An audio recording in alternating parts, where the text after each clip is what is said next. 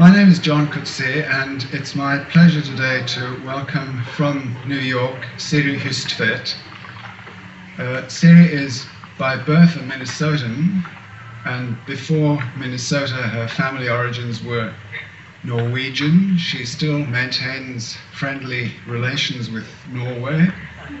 Indeed, since she has become famous, Norway has tended rather wistfully to claim her as one of their own. Siri has published 4 novels, the most recent of which, The Sorrows of an American, has just come out.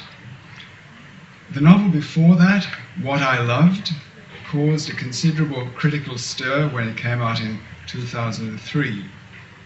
She is also the author of a book of essays on art, Mysteries of the Rectangle, and another book of essays, autobiographical and on the place of Eros and civilization, A Plea for Eros. It's a great pleasure to welcome Siri on this, her first visit to Australia.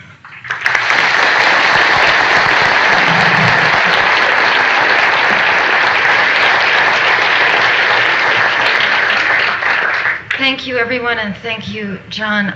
Before I say anything, I want to say I'm awed and honored to be on the same stage as this man, a writer whose work I love, whose characters and stories and articulated thoughts are very much part of me.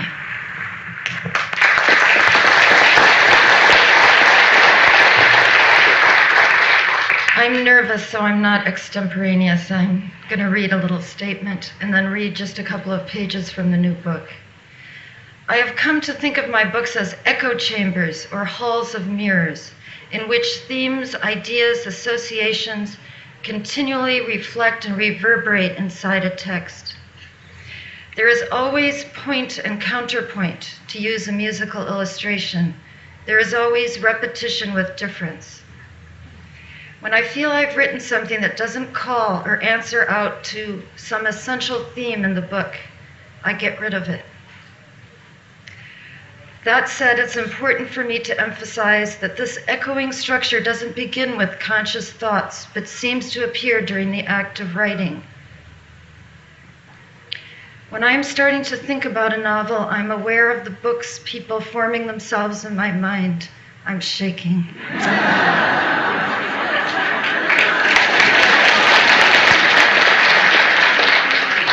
You have to forgive me, this has happened to me before, and it's happening again. I am going to try to get through this statement, and usually it goes away. I get to know my characters by listening to them talk, thinking about what they do, discovering their pasts, and often a vague arc of a story appears to me, a path. Sometimes I have an ending in mind, and my characters refuse to let me do it. I want to do it, but they don't cooperate. One thing is certain, I do not seem to be in control of my work. In the beginning, there is always an emotional seed. The Sorrows of an American began when I knew my father was dying. I suppose I understood that his life would soon be over, and I felt compelled to get some of it down in a book, to fight the inevitable. If we live long enough, we will lose our parents. My father had written a memoir for his family and friends, and I asked him if I could use parts of it in a novel. He said yes. Most of the book was written after his death, and it is, I think, a response to his life and death, an attempt to recover him. This need to bring back my father established the fundamental tension or dialectic of the book between absence and presence. It meant that most of the landscape in the novel became mental ones, the spaces of memories, wishes, thoughts, and dreams. As I wrote too, I began to see that the desire to summon the dead entered the machinery of the story. Burial and resurrection, sleeping and waking, knowing and not knowing, speech and silence, the past and the present, the father and the son, the father and the daughter. It is fair to ask, if I was writing about losing my father, why didn't I just write a nonfiction book about it and tell the real story? Why, indeed. There are several reasons. First, I would have felt compelled to stick to the facts. And there is much I don't know about my father's life. I would have felt the heavy burden of biography, but more importantly, I would have been stuck inside myself. By leaping into Eric Davidson, my imaginary brother, I could adopt another perspective, one different from my own, and find metaphorical expressions for the hidden parts of my father. And so, as the book grew, the fictional version of my father, Lars Davidson, took on a complexity and autonomy that I probably couldn't have given to a portrait of my real father. Such is the strangeness of fiction. I have heard writers say that fiction is lying, that we who make up stories and novels are professional liars. I beg to differ. I am always looking for truths. I don't mean absolute truths, but resonant emotional truths. And so I think it's possible to lie in fiction. There are moments in the middle of a book when I find myself doing it. It's usually not driven by malice, but by a lack of courage or fear of some dark spot. I find it easier to run on the surface of things rather than go into the heart of the business. Then I have to start again. This is a question of feeling. You write a sentence and it's wrong. It isn't what you mean, but what is that wrongness or rightness, that meaning? Against what do we measure it? I once wrote in an essay that writing fiction is like remembering something that never happened. I've long thought that remembering and imagining are connected in the mind, and that separating them is very difficult. Our memories are not fixed, but mutable. Freud called this Nachträglichkeit.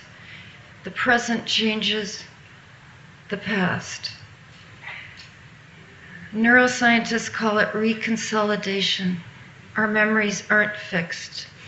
I'm going to read just a little bit from this is my father's text, and then a couple of passages after that. So this is my actual real father writing about his experiences during the Second World War in the Philippines. About 2 weeks after our landing, I had an experience that I find difficult to recall or to discuss, my father wrote. It is the only wartime experience that returned to me in troubling ways by reliving it in dreams. 4 of us were bouncing down a rural lane in a jeep. Lieutenant Madden was one of the 4. We spotted a Japanese officer a distance away. We knew this because he carried a samurai sword. His manner was strange. When he became aware of us, he scurried for cover in a feminine, short step, tiptoe fashion. He then crouched down in some foliage, yet far better coverage was nearby.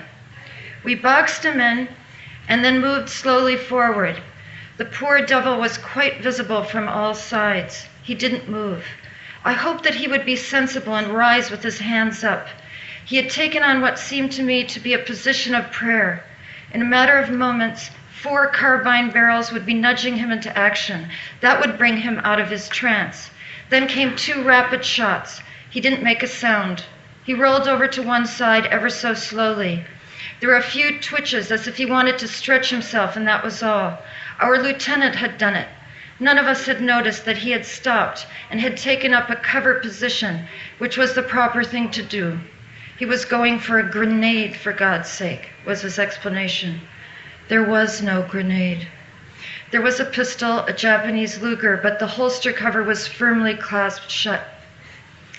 It is pretentious to claim to know what one was thinking in moments like this.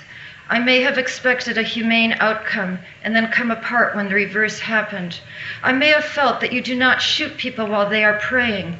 His praying position had a powerful impact on me. I became quite deranged and by soldier standards behaved badly. I lashed out at the lieutenant, saying he ought to be shot too. I was led from the scene and slapped about a bit. I came to my senses and felt shame for what I had done. The lieutenant told us that he believed our lives were at risk. He himself might have survived a grenade, but not us. He could live, he said, with what had happened, but not with what could have happened. The Japanese officer had surely become addled from earlier experiences and may have roamed for days without detection. How did he get separated from his unit? An officer at that. Why did he hide and yet not hide? The experience hardened me. About 6 months later, when I was in Japan, I began to relive the sorry spectacle, often just when I went off to sleep. My father said the man crouched in the grass and then took on a position that made him think of prayer. I imagined him on his knees, beseeching heaven, asking for mercy. He may have had his hands clasped together. Then came the shots. Harris on top of me, Rodney Harris without his head. Intrusive memories, fragments. These are the pieces that won't fit. Sonia's cries at night, my grandfather's nightmares. I knew that research was confirming what I'd always felt was true in my patients. Their memories of war, rape, near fatal accidents, and collapsing buildings aren't like other memories. They are kept separate in the mind. I remembered the images from PET scans of PTSD patients and the colored highlights showing increased blood flow to the right brain and to the limbic and paralimbic areas, the old brain in evolutionary terms, and decreased flow to the left cortical areas, the language sites. Trauma doesn't appear in words, but in a roar of terror, sometimes with images. Words create the anatomy of a story, but within that story there are openings that can't be closed.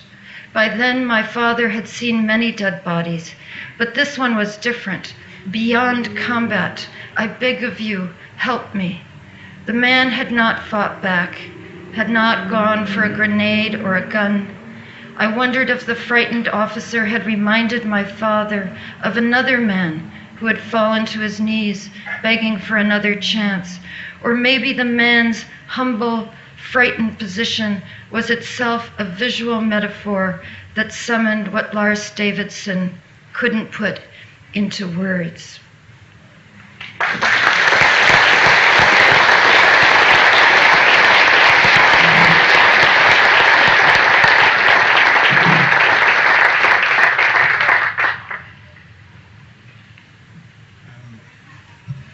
Siri, not many of the audience here will have read the novel, so what I'd like to do, if it's okay with you, is to run through some questions and use that as a way of introducing the novel to the audience. You have a therapist in your novel who is actually an attractive character.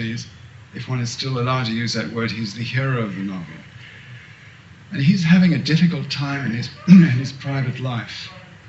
And there's a certain point at which a fairly obnoxious rival of his, who's a professional photographer, provokes him and then snaps a picture and proceeds to exhibit this picture publicly in a gallery. And the picture shows the therapist with his eyes bulging and an enraged look on his face. And of course, he realizes at once that this is going to destroy him professionally, because who is going to go to a shrink who can't control his emotions, who can't control even the most infantile of emotions, anger.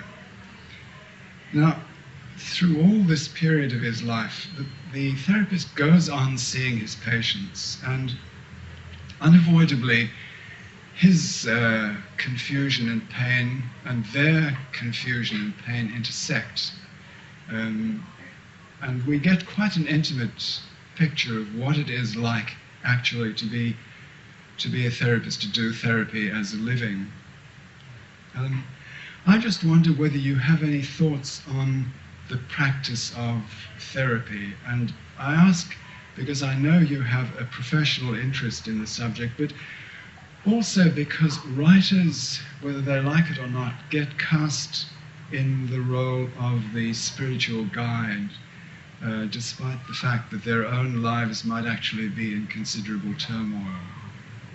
Yes. Well, this is a good question. I think that it's often thought that very healthy, stable people become psychiatrists and psychoanalysts and psychotherapists.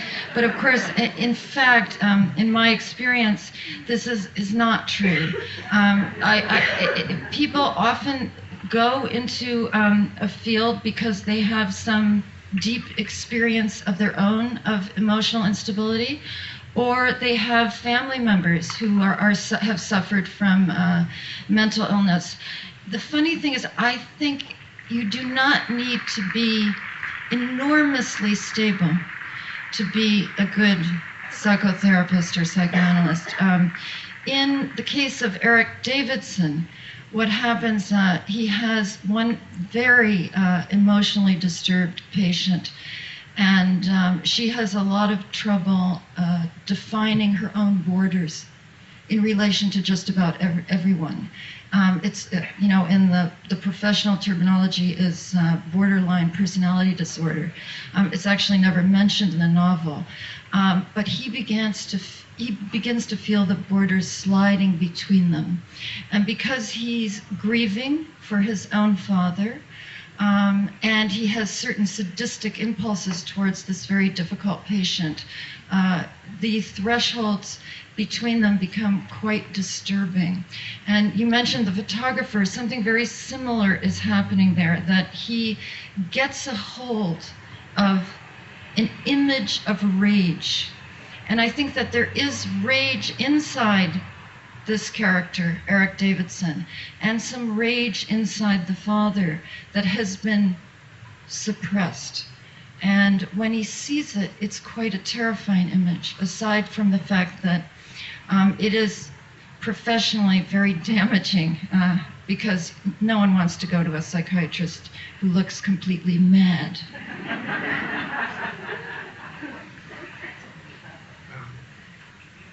I know you've, besides being a writer, you also do work with am I correct, with patients in need of what you call therapy, although you're not a professional therapist. No, I teach writing. I teach writing to psychiatric inpatients every week. It's actually it's a great thing. I began doing it because I wanted to get as close as I possibly could to some clinical experience with very ill people in the hospital, and you can't tour anymore because of privacy laws. So I decided to volunteer, and I've been doing it for 2 years now. And I have to say, there's one thing that Eric says in the book about working in the hospital. He stopped working in the hospital, but he tells his sister that he misses it. And there is something about being in the hospital with psychiatric patients that's strangely invigorating. And I think the reason is that all the social norms, all of that is stripped away. And there's a kind of nakedness between you. And I find it very moving. In reading The Sorrows of an American, I almost skipped the epigraph and then luckily came back to it. And it's an astonishing epigraph. It's from the poet Rumi, and I'll quote it. "Don't turn away.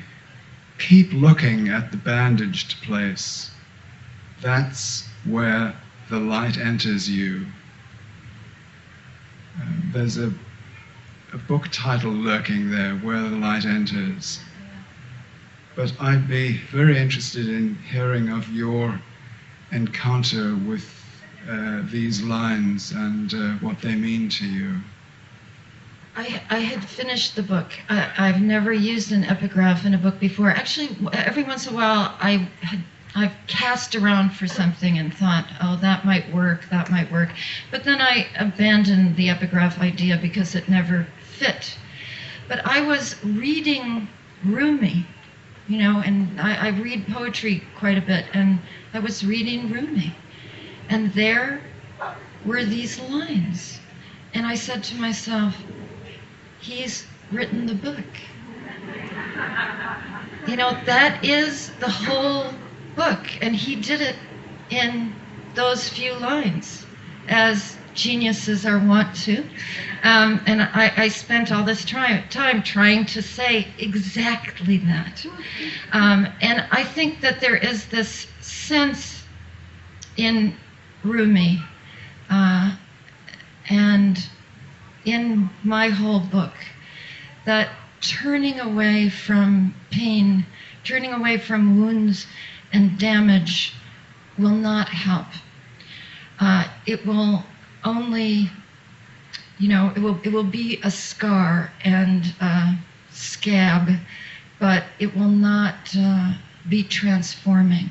That transformation comes from a kind of studious, courageous looking at the wound, at what's bandaged.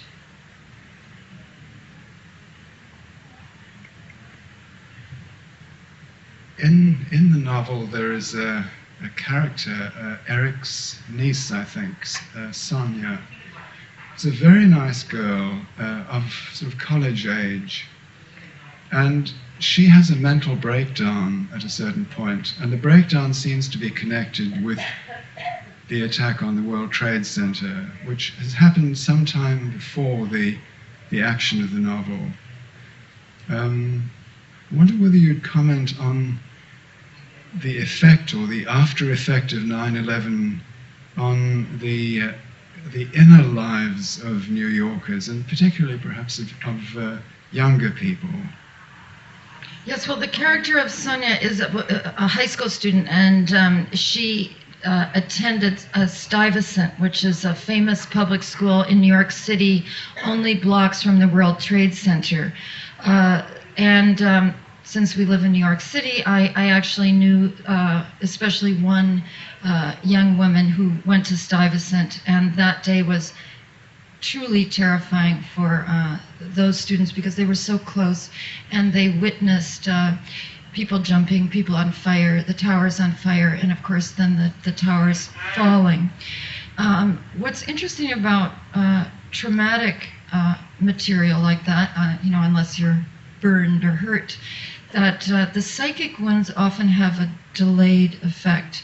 And after talking to a number of psychiatrists in New York City, they found that it was afterwards that people began streaming in with traumatic experiences, sleep disturbances, flashbacks. What I was talking about actually in relation to my father too, who began to suffer flashbacks after the Second World War, especially the scene with the Japanese officer. So Sonia has essentially been unwilling to address that traumatic material, and 2 years after, on the anniversary, she gets up in the morning, walks to the window in the apartment, and has a collapse. And what she says is, "I don't want this world." And I think for many people who have been through any kind of catastrophe, that is the sense that you don't want it. But the truth is that after she has that collapse, she seems to be able to reintegrate herself and acknowledge some of that awful material, and she gets better.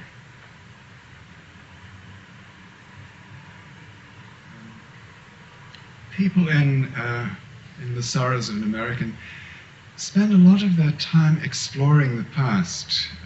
That there are children who are trying to discover what sort of lives their parents and grandparents lived. There are also journalists and academics trying to discover what celebrated writers got up to in their private time. It's the family secrets theme that particularly interests me, and it strikes me that family secrets are a very important theme in American literature as a whole. If you think of from The Scarlet Letter through Henry James, through William Faulkner, who is nothing but family secrets. I wonder whether you have any thoughts on the subject of exploring one's family past in general? Well, this is a good question, and I mean, I'm just looking out at this audience, and I wonder if there aren't really many of us who have stumbled across some family secret or something that people hid in at least one generation from the next generation. I think it's quite common. The interesting thing about that sort of repression, I mean, a secret is like something hidden in a pocket, but it has a tendency to bulge. And that, bulging, this kind of bloated feeling of the hidden is, I think, rather interesting and exciting, but it also, I think it passes from one generation to the next. I mean, I felt with my own father that there are many things that we'll never know about his very impoverished childhood. It was just so humiliating, that poverty, that I think there are small stories, not necessarily grand or big ones, that he was unable to share. And that feeling of holding in is passed on to the children. You feel it, like a bulging pocket. Your father made a great success of his life, though, didn't he, in the end? Yes, he did. I mean, my father became a professor, and his grandmother had a his mother had a second grade education, his father had a fifth grade education. He became a professor. He was actually knighted by the King of Norway for his service to that small country that we were talking about earlier. So, yes, and I think that there was this divide between his success as a man in the world and his life as an impoverished boy on a farm that was lost during the Depression. So we could go on talking about Sorrows of an American for a long time, but I think there are probably members of the audience who would like to address questions to you. So